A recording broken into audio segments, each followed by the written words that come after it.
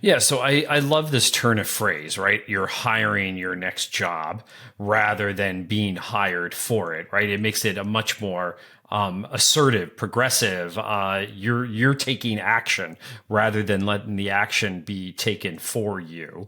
Kind of curious about how this shift might apply to colleges as they prepare students for their careers again, because I think students think the same thing. Well, I'm just going out on the job market and I'm going to get hired rather than thinking about even for themselves about hiring your next job. Yeah, it's a huge mindset shift, right? It creates agency and ownership in the life of the individual. And I think to your point, we just aren't giving students any information about how the job market actually works today. And so the basic idea is to help individuals understand what drives your energy, what are the capabilities you want to be developing, and how does that manifest itself in the various jobs you could have, and create prototypes of them.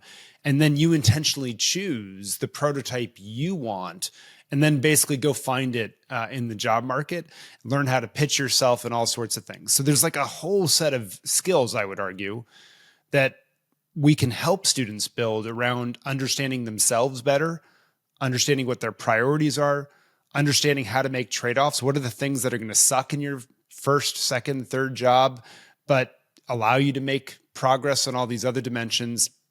And then the big one that I'll name, Jeff, just because I see it over and over again with my own students at Harvard that I teach, is they think that there's all these online job postings and I'm just supposed to send my resume out to all these things and I'll magically get a job.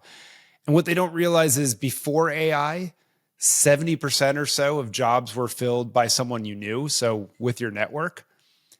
My own belief, and the research suggests, before employers had AI filtering out resumes, right, that didn't match the job description, now employees or would-be employees are using AI to improve their resumes and apply for tons of jobs.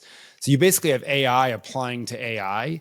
And I don't think employers trust what they're seeing. So they're actually reverting more to trusted people coming through the network. And the reason I say that is I just think colleges and universities need to do a much better job of teaching people the importance of network and how to actually build and then use it. Because it's not just enough to go to a party and meet people, but how do you actually ask for help and pitch yourself? Well, I think this goes back to a question I wanted to ask you about, like the capabilities of students, right? Because they also think, I believe, that once they get that bachelor's degree, it's that ticket to a job. And there's all these other skill sets that you need, including, by the way, the ability to network.